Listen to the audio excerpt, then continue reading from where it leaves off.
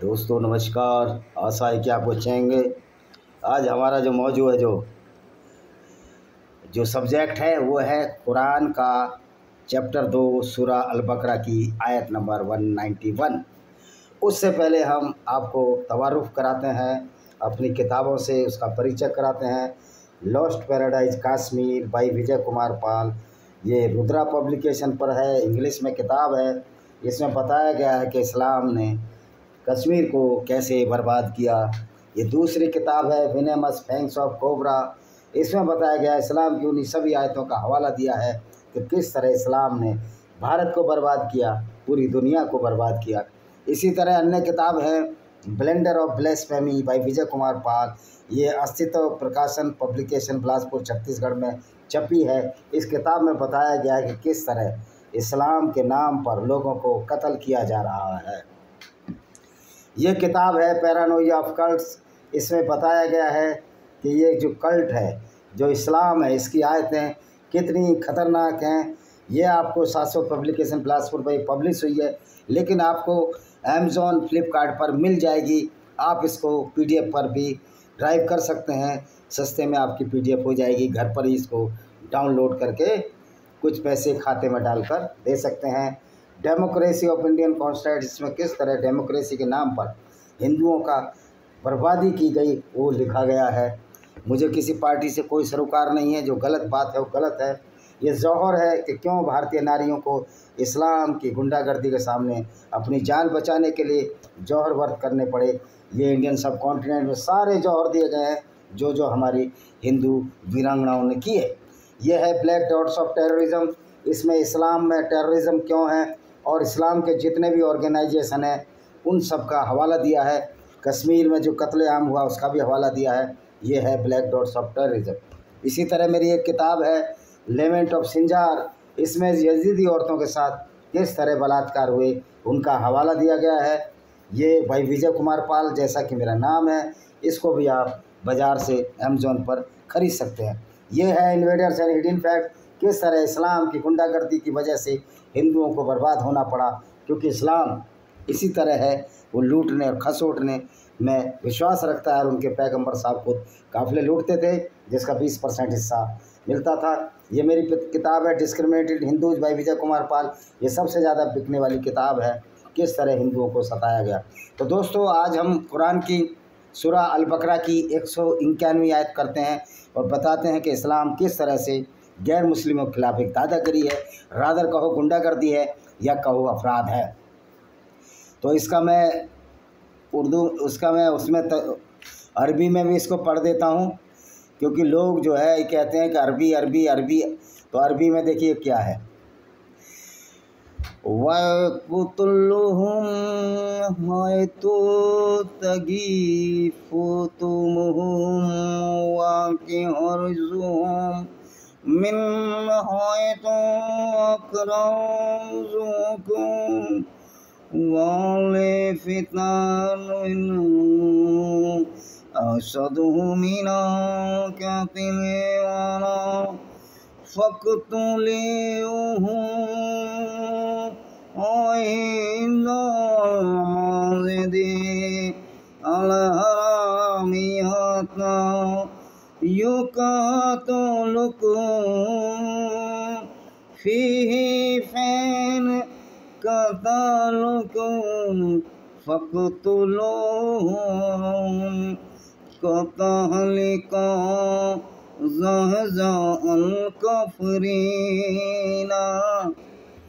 तो दोस्तों, इसका मतलब है, और जहाँ कहीं भी उन पर काबू करो, उन्हें कत्ल करो, उन्हें निकालो जहाँ से उन्होंने तुम्हें निकाला है, इसलिए कि फितना कत्ल से भी बढ़कर गंभीर है। उत्पीड़न, फितना मतलब उत्पीड़न। लेकिन मस्जिद हराम के निकट तुम उनसे न लड़ो जब तक वे स्वयं तुमसे वहाँ युद्ध न करें। अतः वे तुमसे युद्ध करें तो उन्हें कत्ल करो। ऐसे इनकारियों का ऐसा ही बदला है।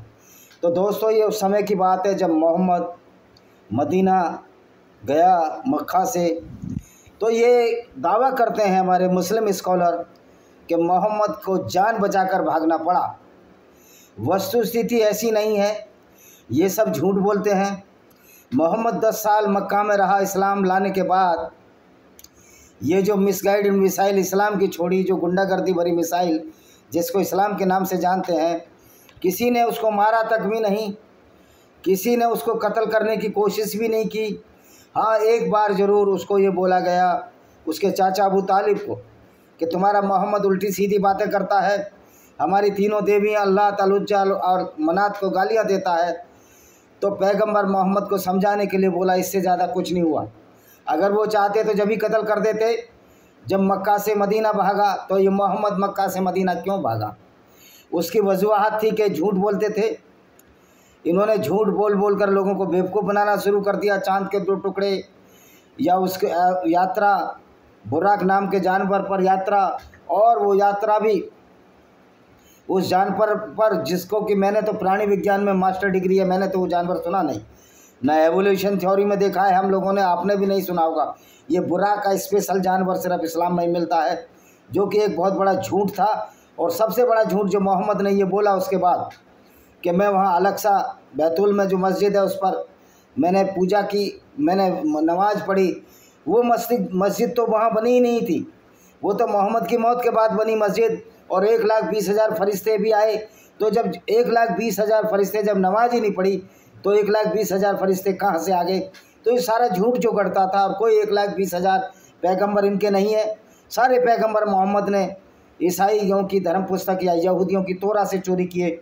मोसेस को इन्होंने मूसा बनाया, इब्राहिम को इब्राहिम बनाया, इसी तरह जोसेफ को यूसुफ बना दिया, और इसी तरह मैरी को मरियम बनाकर इसने अपना व्यापार चलाया। ये कोई इस्लाम नहीं, एक ऐसी क्रूर अत्याचारी विचारधारा थी जो लोगों को कत्लो गारत करती थी। तो ये कहते हैं कि हमको निकाला। पहली बात तो इनको निकाला नहीं। दूसरी बात, इन्होंने कहा कि मस्जिद हराम के निकट उनसे ना लड़ो। मोहम्मद ने जब 630 में मक्का पर चढ़ाई की तो मस्जिद हराम के पास ही लड़ाई हुई। और मोहम्मद ने एक व्यक्ति को तो मस्जिद के अंदर भी कत्ल किया, काबा में कत्ल किया, कि वो मोहम्मद की खिलाफत करता था, मोहम्मद के झूठ का भंडाफोड़ करता था। वो बेचारा पर्दे के पीछे छिप गए वो व्यक्ति, मैंने वीडियो डाला है इसका, उसको भी कत्ल कर दिया मोहम्मद ने। तो ये मोहम्मद तो खुद मस्जिद के पास लड़ाई लड़ते थे, दूसरों के मंदिरों को, दूसरों के गिरजाघरों। ये काबा भी ये मोहम्मद का काबा नहीं था, ये बहुदेववादियों का काबा था। इसमें मूर्तियां थी, 360 मूर्तियां थी, जिनको मोहम्मद ने तोड़ डाला और उस पर कब्जा जमा लिया। अब सवाल ये होता है, जब ये कहते हैं कि मोहम्मद को जहाँ से निकाला, तो यही बात अगर हिंदू कहें कि मुसलमान, इस्लाम तो हिंदुस्तान का आइडियोलॉजी नहीं है, या बुद्धिस्ट कहें या हिंदू कहें कि अफ़गानिस्तान भी इस्लाम का देश नहीं था, सीरिया में ईसाई रहते थे, इजिप्ट में यहूदी रहते थे। इसमें एक किस्सा और सुनाता हूँ। जो मोसेस थे उनको इस इजिप्ट से जब निकाला गया, जिसको कि मूसा बनाया इसने, मोहम्मद ने उसको पैगंबर बनाया, लेकिन उससे प्रेरणा नहीं ली। जब मोसेस को यहूदियों के साथ निकाल दिया तो वो कनान देश में, जो आजकल इजराइल के आसपास की भूमि है, इजराइल, जॉर्डन, लेबनान के, वहाँ जाकर बस गए, लेकिन कत्ले गारत नहीं किया। लेकिन इस मोहम्मद ने मक्का के निकलने के बाद मदीना में कत्लो गारत किया। और वो कत्लो गारत से साबित हुआ है कि मोहम्मद मूसा से बहुत निम्न दर्जे का नबी है। नबी तो है ही नहीं, ये तो साधारण मनुष्य से भी गिरा व्यक्ति है, क्योंकि मूसा ने कोई कत्ल नहीं किया, लेकिन तुम्हारे प्यारे नबी सल्लल्लाहु अलैहि वसल्लम ने कत्लों का अंबार लगा दिया, लाशों का अंबार लगा दिया, औरतों के साथ बलात्कार होने लगे।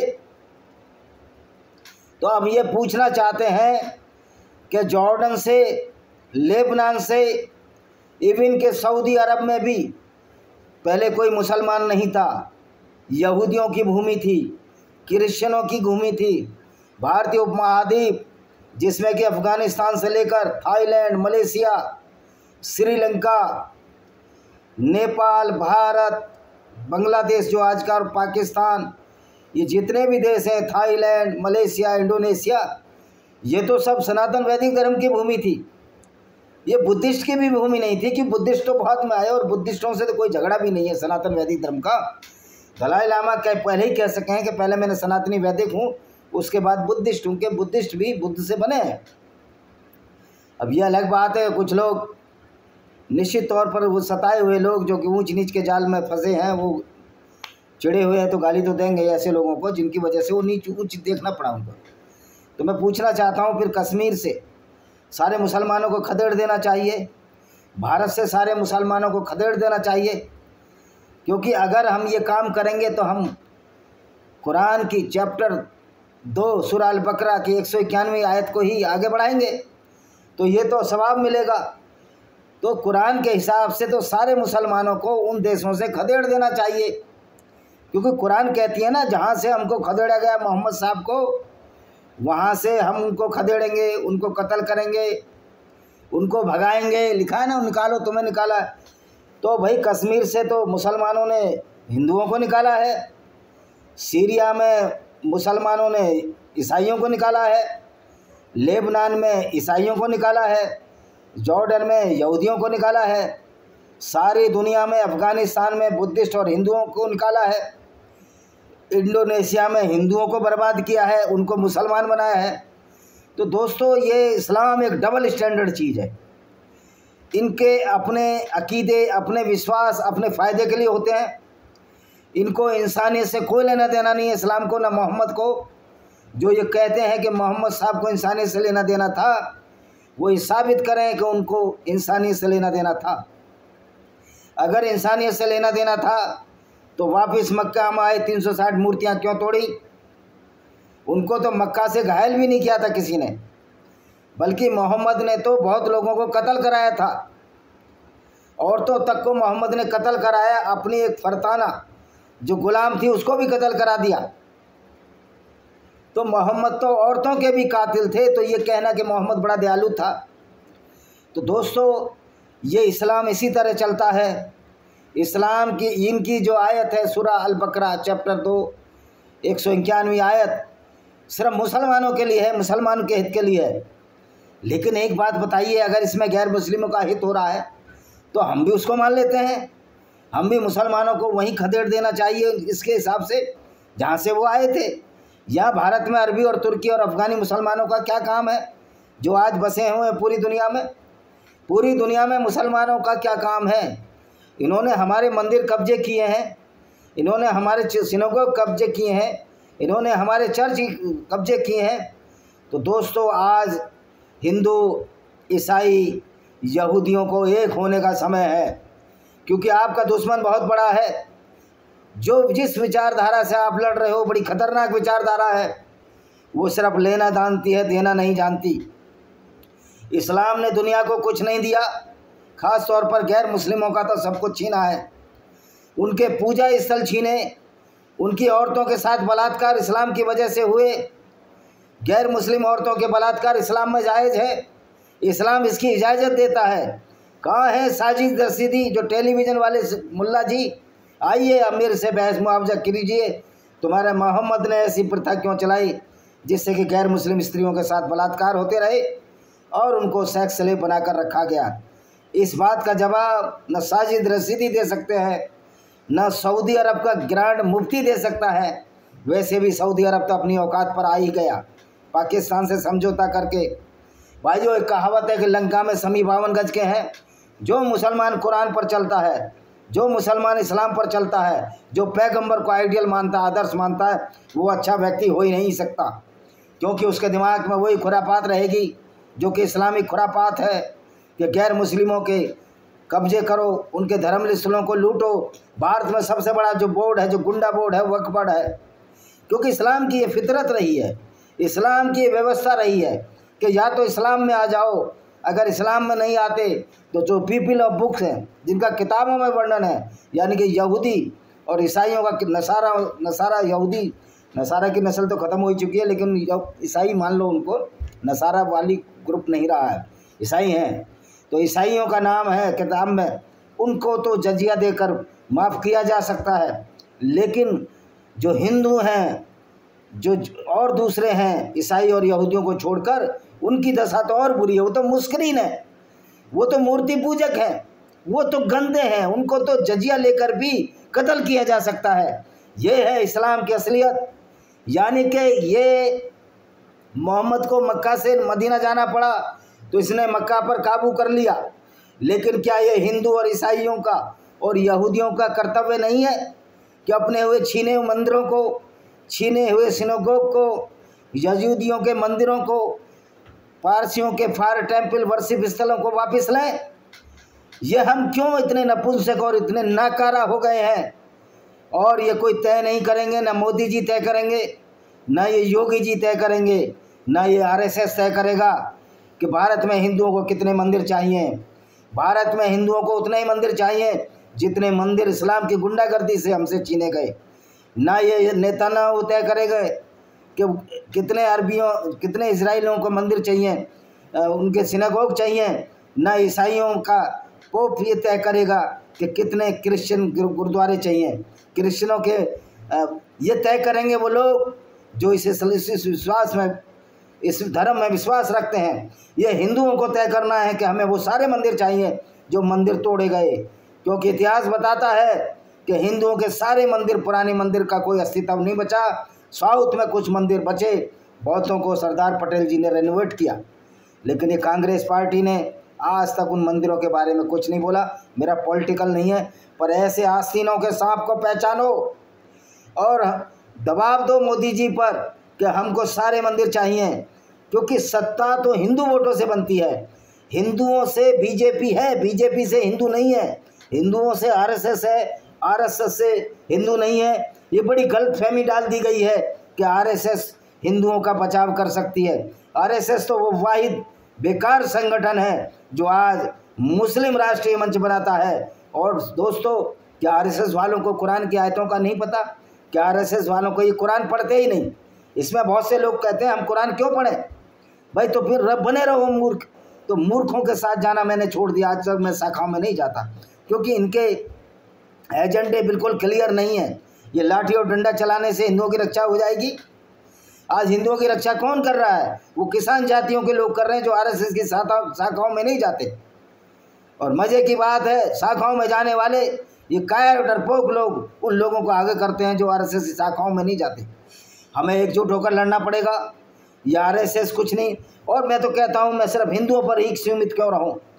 जब वसुधैव कुटुंबकम की परिभाषा हमारी भारत में है, तो हम तो कहते हैं ईसाई, हिंदू, यहूदी जो भी मानवता की राह में सामने आ रहे हैं। हालांकि ईसाई भी कन्वर्जन के लिए कराते हैं, उनमें भी झूठ बहुत है, उसमें भी बहुत पाखंड है, उनका जेनेसिस चैप्टर ही गलत है। लेकिन आज हमें बड़े शत्रु से मुकाबला करना है, और वो बड़ा शत्रु है इस्लामिक विचारधारा, जो कि बहुत बड़ी खतरनाक विचारधारा है।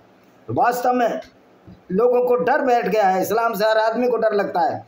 अब ये इनका एक तरफा रवैया देखिए। इनकी आयत कहती है कि हमें उन स्थानों को लेना है जहाँ से हमें निकाला। तुमको निकाला, 80 लोगों को निकाला। तुमने तो सारे यहूदियों के धर्मस्थल काबू कर लिए, तुमने तो भारत में मंदिर काबू कर लिए, तुमने तो पारसियों का तो कोई अस्तित्व ही नहीं छोड़ा। यानी कि तुम पर यह आयत अप्लाई क्यों नहीं हो जाए? क्यों नहीं हम तुमको उन स्थानों से खदेड़ दें जहाँ तुमने कब्जा किया है? मतलब कुरान जो है एक तरफा कार्रवाई करेगी और दूसरे आपका विरोध भी ना करें, ऐसा नहीं हो सकता। हमने प्रूव कर दिया है कि अल्लाह एक फैलेसी है, एक झूठ है, एक फेरी टेल है, परी कहानी है। तो वो अल्लाह क्या मुसलमानों का साथ देगा? जिस अल्लाह ने पैगंबर साहब के ऊद में 2 दांत तोड़ दिए, जब साथ नहीं दिया, पाकिस्तान कई बार चितपट हुआ, हारा, पैंटें पतलून गीली हो गई। क्योंकि जब आप अल्लाह के नाम पर कोई भी गलत कार्य करोगे, और अल्लाह के नाम पर सारे गलत कार्य आप करते हो, लोगों को कत्ल करते हो, औरतों को बलात्कार करते हो, उनको मलिकाए अमीन बनाते हो, जिस तरह मोहम्मद ने मलिकाए अमीन बनाया, सफिया को, रेहाना को, जुवैरिया को, कितने नाम गिनाऊँ। और तो और पैगंबर मोहम्मद ने औरतें गिफ्ट में ली, जिसमें मारिया अल-कबतिया जो कॉप्टिक ईसाई थी, अल-मकुकस जो कि अलेक्जेंड्रिया का गवर्नर था, उसको डरा कर ली और उसके साथ अवैध संबंध बनाए, जिसको इसकी पत्नी हफ्सा ने पकड़ा और आयशा को बता दिया। तो मोहम्मद ने एक आयत उतार दी कि मोहम्मद चाहे जो कर सकते हैं। भाई मोहम्मद चाहे जो उस समय कर सकते थे, मुसलमान उस समय कर सकते थे। अब तुम्हारा युग खत्म हो चुका है। एक इस्लामिक गुंडागर्दी का हमको डटकर मुकाबला करना है। इसके लिए शस्त्र और शास्त्र सड़कों पर भी उतरना पड़े तो सारे गैर मुस्लिमों को एक हो गए। नई इस्लामिक विचारधारा पूर्वी मानवीय सभ्यता को ली जाएगी। और ये मैं कोई प्रूफ के आधार पर कह रहा हूँ। तो आप जो करो तो सब कुछ ठीक है, दूसरा बदले में करे तो विक्टिम कार्ड खोलोगे कि मुसलमानों के साथ अत्याचार हो रहा है, आपके कुरान खुद बोलती है कि गैर मुस्लिमों के साथ अत्याचार करो, उनकी औरतों के साथ बलात्कार करो। युद्ध में जीती हुई औरतें जो राइट हैंड पॉसेसिस है, जो तुम्हारे बाएं दाएं हाथ की हैं, वो तुम्हारी रखेल है। ये देखिए, इसमें शायद हो 222 आयत क्या कहती है। और तुम इतना नफरत करते हो लोगों से कि देखिए वो 222 आयत और बताता हूँ इसको इसी में क्लब कर देता हूँ मैं। आप देखिए किस तरह इनकी आयतें हैं जो इस्लाम इस इंसानियत के खिलाफ हैं। आप ये आ जाए, जल्दी आ जाए भाई। ये मैंने चैप्टर खोला हुआ है और इन्हीं का वो मैं तजुर्बा वो अनुवाद है। ये कहेंगे कि तुमको अनुवाद नहीं आता, भाई अरबी थोड़ी बहुत मेरे को भी आती है, ऐसा नहीं है। 221 क्या कहती है? और मुशरिक यानी बहुदेववादी जैसे कि हिंदू औरतों से विवाह न करो जब तक वे ईमान न लाएं, जब तक वो मुसलमान न बन जाए। एक ईमानदारी बांदी मुशरिक स्त्री से कहीं उत्तम है। एक जो ईमानदार बांदी है अगर मुसलमान है तो गैर मुस्लिम मूर्ति पूजक से अच्छी है। वह चाहे तुम्हें कितनी अच्छी क्यों ना लगे, चाहे वो कितनी भी अच्छी लगे, लेकिन दासी अच्छी है। तो ये स्टेटस है हिंदुओं का इस्लाम के सामने। और नए ईमान वाली स्त्रियां मुशरिक पुरुष से विवाह करो और कोई मुसलमान स्त्री गैर मुस्लिम से विवाह न करो जब तक ईमान ना लाएं, जब तक कि वो मुसलमान ना बन जाए। एक ईमान वाला गुलाम आज़ाद मुशरिक से करे। जो ईमान वाला जो गुलाम है वो किसी हिंदू से या ईसाई से, यहूदी से उत्तम है, चाहे वह तुमसे कितना अच्छा क्यों ना लगे, चाहे तुम्हें कितना भी अच्छा क्यों ना लगे। ये लोग जहन्नम की ओर बुलाते हैं, कह रहे हम जहन्नम में जाएंगे। अल्लाह अपनी अनुग्रह से नद क्षमा की ओर बुलाता है, कह अल्लाह जो क्षमा करता है। अल्लाह किनको क्षमा करता है? और वह हमारी आयतें लोगों के साथ खोल कर, तुम्हारी जो आयतें अल्लाह जो खोल कर बयान कर रहा है बेटा, उसी से तुम्हारी पोल खुल गई है, उसी से तुम्हारे इस्लाम का सिराजा भी कर गया। तो अल्लाह जो है किनको अपनी तरफ बुलाता है, किनको जहन्नम, किनको जन्नत देता है? जो गैर मुस्लिम स्त्रियों के बलात्कारी हैं, जो गैर मुस्लिम स्त्रियों को लूटते हैं, उनको बांदी बनाकर बाज़ारों में बेचते हैं, जैसे मोहम्मद साहब ने बनु कुरैजा यहूदी औरतों को बाज़ारों में बेचा। जो गैर मुस्लिमों का कत्ल करते हैं इस्लाम के नाम पर, उनको अल्लाह जन्नत देता है। तो ये अल्लाह कितना क्रूर है, अत्याचारी है। ऐसा प्रतीत होता है कि अल्लाह ने कोई गैंग, ऐसा गैंग खड़ा कर दिया मुसलमानों के नाम पे, जो लोगों को कत्ल कर रहा है, औरतों से बलात्कार कर रहा है।